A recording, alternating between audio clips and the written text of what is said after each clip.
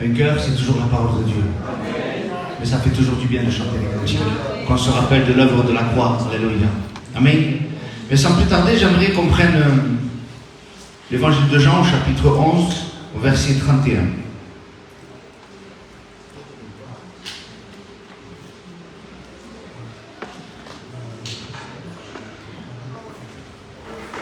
Vous connaissez cette histoire de la résurrection de Lazare. Et c'est un passage qui est très riche. C'est un passage que j'aime beaucoup de la parole de Dieu. Un des miracles que Jésus a fait, qui pour moi, à titre personnel, est très riche pour notre vie. Amen. Pour évangéliser, pour pouvoir exhorter, pour pouvoir encourager. Amen. Et la Bible dit comme ça: les Juifs qui étaient avec Marie dans la maison et qui l'a consolée, l'ayant vue se lever promptement et sortir, la suivirent, disant: elle va au sépulcre pour y pleurer. Amen. On va dans ce passage, avant d'arriver au sépulcre de Lazare, on voit une famille qui passe par un grave problème. Et je crois qu'ici-bas sur la terre, il n'existe pas un problème aussi grave que la séparation. La Bible dit comme ça que cet homme, Lazare, n'est pas mort subitement, mais c'était au cours d'une maladie.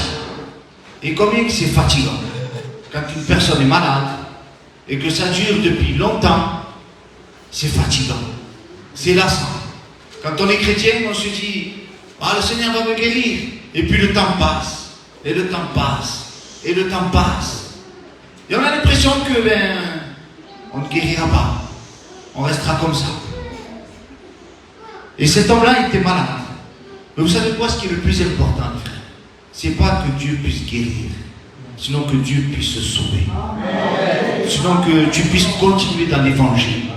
En ayant un corps en pleine santé, suis le Seigneur. En ayant un corps malade, suis le Seigneur. En ayant un membre à moins, suis le Seigneur. En ayant des problèmes dans ta vie de tous les jours, suis le Seigneur. Parce que lui, il est toujours fidèle. Alléluia. Et je peux continuer. Bien sûr, vous allez dire: c'est facile pour toi, tu n'as pas ce genre de problème-là. Mais j'aimerais me forcer à garder cette mentalité de dire: Seigneur, quoi qu'il se passe, je veux te suivre. Alléluia. Et c'est important, les frères. Et cet homme-là, Lazare, donc, était malade. Le temps est passé. Et arrive un moment donné où cet homme va mourir. Alors imaginez-vous un peu cette famille. Il y avait deux sœurs, Marthe et Marie. Et là, la Bible dit que Marie était dans la maison. Et il y avait des Juifs qui étaient là. Bien sûr, vous savez qu'à cette époque-là, l'histoire se déroule là-bas, à Jérusalem. Et donc là, cette Marie est juive. Et Lazare est mort. Et qu'est-ce qu'on y peut faire? Eh bien, les Juifs ne peuvent rien faire. Ils peuvent venir la consoler, mais en disant quoi? En faisant quoi? Et il y a des situations comme ça aujourd'hui, où c'est catastrophique, on dirait que c'est un point de non-retour. Et tu t'aperçois qu'il y a de la famille qui essaye tant bien que mal. Il y a des amis, il y a des connaissances qui essayent de te remonter le moral. Alors on ne peut pas leur en vouloir. Est-ce qu'on peut leur en vouloir? On ne peut pas leur en vouloir. C'est gentil de leur part. Mais notre cœur ne se satisfait pas. On n'est pas satisfait. Parce que qu'est-ce qu'on peut faire? Même vous, ça vous est déjà arrivé d'aller vers quelqu'un qui passe par une situation et vous êtes désarmé. Qu'est-ce que tu veux qu'on y fasse? Qu'est-ce que tu veux qu'on lui dise? On ne sait pas. Et puis là, ces Juifs-là étaient dans la maison avec Marie. Je ne sais pas ce qu'ils lui disaient. Je ne sais pas quelle était leur parole. Mais en tout cas, je connais leur but. Leur but, c'était de consoler Marie. Et d'après vous, est-ce que Marie a été consolée? Ça m'étonnerait. Ça m'étonnerait. Parce que Marie a perdu un frère. Il y a des situations comme ça où il semblerait inconsolable. Et la Bible dit comme ça: l'ayant vu se lever promptement et sortir, la suivirent, disant: elle va au sépulcre pour y pleurer. Mais quand on va pour lire cette histoire, le fait qu'elle se lève promptement c'est parce qu'il y a eu une parole juste avant. Et la Bible dit comme ça au verset 21, Marthe dit à Jésus, parce que Jésus était sur le point d'arriver dans le village, et il y avait sa sœur Marthe, donc Marthe et Marie. Marie était à la maison et Marthe venait voir Jésus justement où il rentrait dans le village. Et il va dire, Seigneur, si tu eusses été ici, mon frère ne serait pas mort. Mais maintenant même, je sais que tout ce que tu demanderas à Dieu, Dieu te l'accordera. Amen. Alléluia. Elle affirme, cette femme, que si Jésus était venu avant, c'est comme un reproche qu'il pourrait lui faire à Jésus. Quelle audace quand même, quelle toupée de reprocher à Jésus. Seigneur, si tu eusses été là avant, comme si que Jésus tarde, comme si que Jésus lui échappe les situations. À Jésus, il n'y a rien qui lui échappe. À toi et à moi, oui, ça nous échappe. À toi et à moi, oui, on ne maîtrise pas la situation. Mais Dieu maîtrise chaque situation. Alléluia. Et cette femme, elle affirme que si Jésus était venu avant, la situation aurait été différente. C'est trop tard, Seigneur, maintenant. Ben, elle ajoute un mot. Elle dit, mais maintenant même. C'est-à-dire que même si la situation va escalader, même si je passe par la souffrance, même si je passe par la situation difficile, même si je passe par la situation difficile, je sais, Seigneur, que quoi que tu demandes à Dieu, la Bible dit comme ça, je sais, eh bien, que Dieu va te l'accorder. Je ne sais pas la portée que ça peut avoir, cette parole, mais vous imaginez un peu, son frère est mort. Et elle dit, quoi que tu demanderas à Dieu, Seigneur, je sais que Dieu va te l'accorder. Alléluia. Si on ne voit pas derrière ce message que Marthe croit vraiment que Jésus est tout-puissant, amen. Mais est-ce que vous pensez qu'à ce moment-là, Marthe allait ressusciter Lazare? Ou du moins que Jésus allait ressusciter Lazare? Est-ce que vous pensez que Marthe, en disant, Seigneur, quoi que tu demandes à Dieu, Dieu va te l'accorder? Est-ce que vous pensez vraiment qu'à ce moment-là, elle pensait à la résurrection de Lazare? Elle pensait à tout, mais pas à la résurrection de Lazare. Il y a des situations comme ça, il y a des chrétiens qui croient que Dieu est tout-puissant, qui peut tout faire. Mais même quand ils passent par des moments un peu compliqués, ils disent, Seigneur, je sais que tu es grand, que tu es puissant, pour toute autre chose, mais on dirait que pour ce dossier-là, pour ce point-là, non, Seigneur, j'ose pas te le demander. Comme si que pour les autres choses, oui, mais pour ça, non. Et quand on comprend, quand Jésus lui dit, au verset suivant, verset 23, Jésus lui dit, ton frère ressuscitera. Elle va dire, je le sais, Seigneur, qu'il va ressusciter. Alors on pourrait croire que, elle a cru que Jésus va ressusciter Lazare. Mais c'est pas ça qu'elle a cru. Elle répond en fonction de sa tradition, de sa coutume, de sa connaissance, de la manière qu'elle a été éduquée dans la religion. N'oublions pas que Marthe était juive. Certainement qu'elle a dû fréquenter des synagogues. Et certainement qu'ils ont dû parler de la résurrection des morts au dernier jour. Vous savez qu'il existait deux branches, il y avait les Sadducéens et les pharisiens. Les pharisiens croient à la résurrection et les Sadducéens ne croyaient pas à la résurrection. Donc là on voit que Marthe avait l'enseignement des pharisiens, avait reçu l'enseignement des pharisiens qui croyaient à la résurrection des morts. Et donc quand Jésus lui dit, ton frère ressuscitera, elle va dire, je sais, lui répondit Marthe, qu'il ressuscitera à la résurrection au dernier jour. Donc on voit vraiment que Marthe croyait en Jésus. Elle savait que quoi que Jésus va demander à Dieu, Dieu va lui accorder. Mais elle était loin d'imaginer que Jésus allait ressusciter Lazare maintenant. Et ça, c'est un peu les chrétiens d'aujourd'hui. Tu crois que Dieu est grand. Qui le croit que Dieu est grand? Mais quand on te présente ton problème, et tu dis, oui, Dieu est grand, mais bon, pour cette situation-là, je ne dis pas que Dieu n'est pas grand, mais bon, il ne le fait pas. Comme si que Dieu ne va pas le faire. Mais détrompe-toi. Dieu est tout puissant, même dans ton problème. Alléluia. Même ta situation qui paraît impossible à gérer, Dieu est capable de changer les choses. Alléluia. Alors quand on continue la lecture, on a vu que Jésus lui dit ouvertement à Marthe, ton frère ressuscitera. Je sais, lui répondit Marthe, qu'il ressuscitera à la résurrection au dernier jour. Et Jésus reprend au verset 25 qui va dire, et Jésus lui dit, je suis la résurrection et la vie. Qu'est-ce qu'on est compliqué, nous les chrétiens? On sait que Dieu est grand, on sait que Dieu est puissant, et on limite toujours Dieu. Mais Dieu prend la peine, prend la patience de nous expliquer, de nous parler. Alléluia. Et Jésus prend la patience de lui expliquer, de lui dire, je suis la résurrection et la vie. Celui qui croit en moi vivra, quand même il serait mort. Et quiconque vit et croit en moi ne mourra jamais. Et il rajoute, vois-tu cela? Amen. Et lorsque Marthe aime entendre ces mots, elle ne doute pas de ce que Jésus a dit. Quand Jésus parlait, souvent de fois, les pharisiens, les juifs se moquaient de Jésus. Certains étaient scandalisés par les paroles de Jésus, quand Jésus parlait. Mais là, Marthe, elle n'est pas scandalisée, elle ne se moque pas de Jésus. Dans son problème, dans son affliction, dans sa tristesse, elle croit qu'il est le Christ. Au verset 27, elle va dire, oui Seigneur, je crois que tu es le Christ, le Fils de Dieu, qui doit venir dans le monde. Alléluia.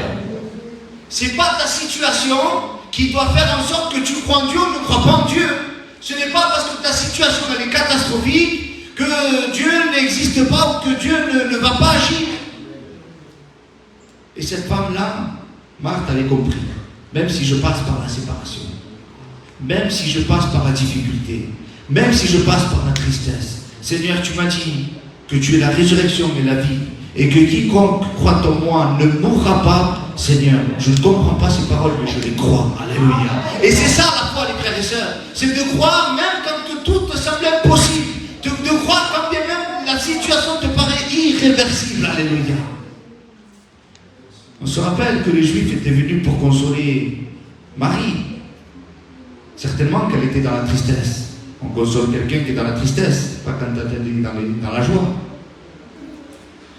Mais malgré son chagrin, malgré sa peine, malgré sa tristesse, Marthe croit que Jésus est le Christ, le Fils de Dieu. Et il y a des fois, quelquefois, des chrétiens, parce qu'ils ont des problèmes dans le corps, qu'ils sont malades, ou parce qu'ils ont des problèmes avec les enfants, ou parce qu'ils ont des problèmes avec un tel, et ils ont une espèce de découragement spirituel. Ça ne doit pas nous toucher. La maladie, en réalité, ne doit pas nous toucher dans notre foi. Les problèmes de la famille, ça ne doit pas nous toucher dans notre foi. Les soucis de la vie ne doivent pas nous toucher dans notre foi. Parce que la foi, elle doit continuer. On l'a mis en Christ, on ne l'a pas placé dans notre situation. Oui, si ma foi, je l'ai basée dans ma paix, dans ma tranquillité, mais si ça, maintenant, c'est bougé, si maintenant, ça, comment dire, ça s'effondre, oui, c'est sûr que ma foi, maintenant, va s'effondrer. Mais si ma foi est fondée en Christ, quand bien même je passerai par la difficulté, quand bien même je passerai par l'hôpital, quand bien même je passerai par le cimetière, quand bien même je passerai par les autorités, quand bien même je passerai par où je passerai, je ne cesserai pas de croire que Jésus est le Fils de Dieu. Alléluia. Béni soit le Seigneur. Alléluia. Ça devient rare aujourd'hui les croyants comme ça. Ça aurait été aujourd'hui cette situation. Il aurait fallu que Jésus ressuscite Lazare pour après qu'on puisse dire, oui Seigneur, je crois que tu es le Fils du Dieu vivant. Mais là, elle n'a pas eu besoin que Jésus ressuscite Lazare, que déjà elle croit qu'il est le Fils de Dieu, le Christ. Alléluia. Peu importe ta situation, peu importe ton souci, on ne doit pas croire en Jésus parce que tout va bien, mais croire en Jésus dans tous les moments. Alléluia. À un moment donné, Jésus a dit, quiconque vit et croit en moi ne mourra jamais. S'il me le dit à moi, bon, pour l'instant ça va, dans ma vie, tout va bien. Mais là, il lui dit à Marthe, elle vient de perdre son frère il y a 4 jours. Et il est en train de dire, celui qui vit et croit en moi ne mourra jamais. Marthe aurait pu dire, Seigneur, C'est trop là. Je crois en toi, tu es le Fils de Dieu, d'accord. Mais là, de dire, celui qui vit et croit en moi ne mourra jamais. Seigneur, je vis de mes yeux Lazare mourir. Il est mort. Tu ne peux pas dire, celui qui croit en moi ne mourra jamais. Ça la dépasse. Mais elle croit quand même. Alléluia. Et c'est ça le vrai chrétien, la vraie chrétienne. C'est mettre la foi en Dieu. Quand même tu ne comprends pas, tu ne saisis pas. Seigneur est tout puissant, je le crois qu'il est tout puissant. Le Seigneur m'a dit qu'il sera avec moi. Oui, mais je ne crois pas, je vois que tout est tordu. Il a dit qu'il sera avec toi. Il sera avec toi. Alléluia. Elle n'a pas contesté, elle n'a pas répondu. Elle a dit simplement, oui Seigneur, je le crois. Dieu ne te demande pas de comprendre, mais seulement de dire, oui Seigneur, je crois. Alléluia. Tu crois ce soir? Même si ta situation elle est compliquée. Même si tu t'imagines déjà, oui, mais peut-être qu'on va me faire ceci, peut-être qu'on va me faire cela, peut-être qu'il va y avoir ceci, peut-être qu'il va y avoir ça. Je ne cesse pas de croire en Jésus. Alléluia. Et maintenant, lorsque Marthe va annoncer à sa sœur Marie que Jésus était là et qu'il arrivait, on revient donc au fameux verset, dans Jean 11, verset 31. Les Juifs qui étaient là avec Marie dans la maison et qui la consolaient, l'ayant vue se lever promptement et sortir la suivre, disant, elle va au sépulcre pour y pleurer. Lorsque Marie a reçu la nouvelle que Jésus allait arriver par Marthe, alléluia. Et les Juifs qui étaient là, ils ont dit, elle va aller encore pleurer. Elle va aller encore se lamenter au sépulcre. Quel argument? On aime bien être à plaindre. On aime bien qu'il nous dise, attendez, touche-le. Il ne faut pas être à plaindre, frères. Nous avons la vie éternelle en Jésus-Christ, alléluia. Bénissons le Seigneur, alléluia. Et cette femme-là, elle ne voulait pas être à plaindre, non. Elle voulait voir son Seigneur, alléluia. Elle n'allait pas au sépulcre, elle allait voir Jésus, alléluia. Et lorsque Marie fut arrivée là où était Jésus, elle n'a pas été au sépulcre, elle n'a pas été là où était Pierre, elle n'a pas été là où étaient les autres, les Juifs, elle a été là où était Jésus. C'est là sa place. Ta place est là où est Jésus. Ta place, c'est pas autre part. Tu as beau aller où tu veux, tu as beau faire ce que tu veux. Ta place, elle est là, auprès de Jésus. Et c'est là où était Jésus et qu'elle le vit. Elle n'est pas restée là à dire, ah, il est là. Alors j'ai des comptes à régler avec toi, Seigneur, parce qu'il y en a comme ça, hein. J'ai des comptes à régler parce que tu comprends, Seigneur, dans ma vie, il n'y a rien qui va, il y a ceci, tu n'as pas guéri mon fils, tu n'as pas guéri ma fille, tu n'as pas guéri moi, et tu n'as pas fait ceci, tu n'as pas fait cela. Mais dis-moi, on se prend pour qui pour parler comme ça, Dieu? Il ne nous doit rien, le Seigneur. Il ne te doit rien. Dieu ne rend compte de rien. C'est toi qui dois rendre des comptes à Dieu. Apprenons à prier. Apprenons à être sages. Marie, quand elle a vu Jésus, disait, Marie fut arrivée là où était Jésus et qu'elle le vit, elle tomba à ses pieds. Alléluia. C'est ça le véritable chrétien. La véritable chrétienne. Oui, je veux être à tes pieds, Seigneur. Et là, elle lui dit, Seigneur, mais à ses pieds prosternés, non pas en levant le poing, non pas en critiquant, ni en se moquant, non, en disant, Seigneur, si tu eusses été ici, mon frère ne serait pas mort. Elle n'a pas attendu que Jésus rentre dans le village. Elle est allée à sa rencontre. Un jour, nous irons à la rencontre de notre Dieu. Quand il viendra dans les nuits, la Bible dit qu'il y aura l'enlèvement de l'Église. Nous, on partira à la rencontre de notre Seigneur. Alléluia. Et là, c'est un exemple pour nous. Malgré ses problèmes, malgré son problème, son souci, elle est en train de passer par la séparation. Bien, Jésus était le centre de sa vie. Alléluia. Et c'est ça, le véritable chrétien. C'est que malgré ses problèmes, Jésus doit rester le centre. Alléluia. Alors à un moment donné, Jésus, imaginez, il a eu affaire à Marthe, il lui a parlé, maintenant il a affaire à Marie, et cette fois-ci, il lui dit, emmenez-moi là où vous l'avez mis. Et là, c'est le moment où Dieu va agir. Dieu agit au moment qu'il veut. Alléluia. Pas au moment que toi tu as envie. Parce que si tu eusses été ici, mon frère ne serait pas mort. Mais c'est que toi tu avais envie, Marthe et Marie. Mais Dieu avait décidé autrement. Et nous, des fois, on peut faire ça. Seigneur, si tu serais venu un peu avant que j'ai ce problème, avant que j'ai cette maladie. Mais c'est pas à toi de dire à Dieu qu'est-ce qu'il doit faire ou qu'est-ce qu'il ne doit pas faire. Toi, tu dois faire confiance à Dieu. Alléluia. Lorsqu'il est devant le sépulcre, après avoir rencontré Marthe et Marie, ils viennent devant le sépulcre au verset 39. Jésus dit, ôtez la pierre. Qui a mis la pierre? Jésus? Jésus qui a mis la pierre. Eh bien, Jésus est en train de dire, s'il vous plaît, ceux qui ont mis la pierre là, maintenant débrouillez-vous, vous la retirez. Eh oui, c'est vous qui avez créé le problème, maintenant vous le retirez ce problème. Il y a des choses que Dieu peut faire, et il le fera, mais il y a des choses que c'est à toi de faire. Et Dieu ne fera pas ce que toi tu es en capacité de faire. Prendre ta voiture et venir à la réunion, Dieu ne va pas conduire à ta place. C'est à toi de prendre ta voiture et de venir à la réunion. Ah Seigneur, enlève-moi la mauvaise bouche parce que je parle trop mal. Ça c'est à toi de t'apprendre à parler, mon frère, ma soeur. Ah Seigneur, il y a des choses, et on demande à Dieu tellement de choses. Mais en réalité, c'est notre part, ça. C'est notre part à nous, ça. Et Jésus, lui, c'est pas sa part de retirer la pierre. Il lui dit, ôtez la pierre, dépouillez-vous de la manière que vous voulez, ôtez-la.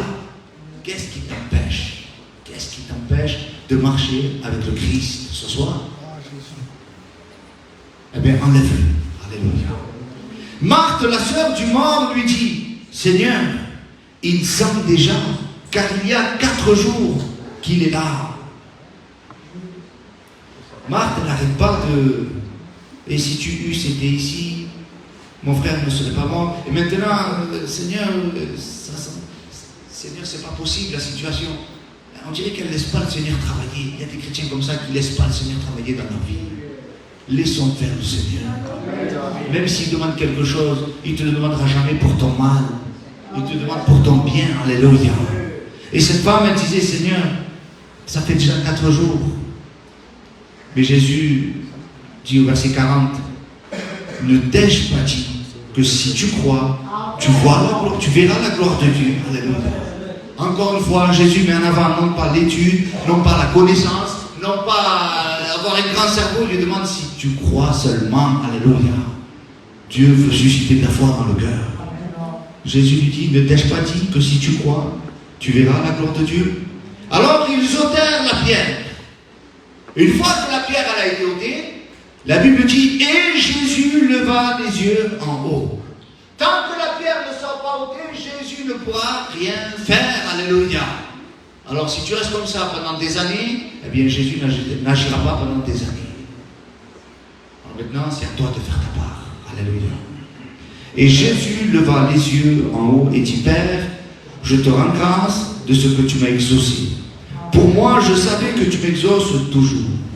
Mais j'ai parlé à cause de la foule qui m'entoure afin qu'ils croient que c'est toi qui m'as envoyé. Et ayant dit cela, il cria d'une voix forte, Lazare, sors! Ils ont ôté la pierre. Marthe ne parle plus. Marie ne parle plus. Elles entendent, elles écoutent, elles sont à l'écoute. Alléluia. Et là maintenant le miracle peut avoir lieu. Alléluia. Et la Bible dit comme ça, au verset 44, et le mort sortit, les pieds et les mains liés de bandes, et le visage enveloppé d'un linge, et Jésus leur dit, déliez-le et laissez-le aller. Alléluia. Et on va terminer en parlant de ça. Ce qui est impossible aux hommes, Dieu le fera. C'est-à-dire convertir une personne. J'aurais beau parler jusqu'à demain, tu auras beau chanter jusqu'à demain, tu auras beau jeûner jusqu'à demain, mais ce n'est pas toi qui crée la nouvelle naissance dans le cœur. C'est Jésus qu'il faut qu'il fasse le miracle de la nouvelle naissance dans ton cœur.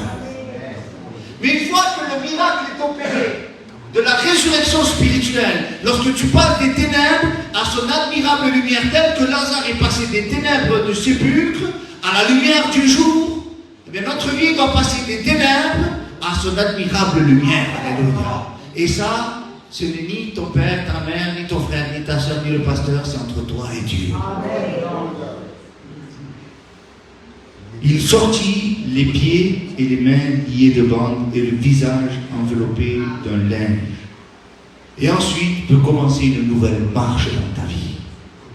Le déliez-le, c'est, il leur dit aux autres, aidez-le à se délier, c'est à vous de le faire. Lorsque tu rentreras dans la résurrection spirituelle, ce qu'on appelle la nouvelle naissance, en d'autres termes, lorsque tu te convertiras réellement, et que tu feras partie intégrante de l'Église, non pas par le baptême, ne vous y trompez pas, les catholiques disent que pour être un enfant de Dieu, il faut être baptisé. Ce qui te fait être enfant de Dieu, ce n'est pas le baptême, c'est la résurrection spirituelle, c'est la conversion, c'est de passer de la mort à la vie, alléluia. Et à ce moment-là, tu peux être appelé un chrétien, une chrétienne, un enfant né de Dieu, alléluia.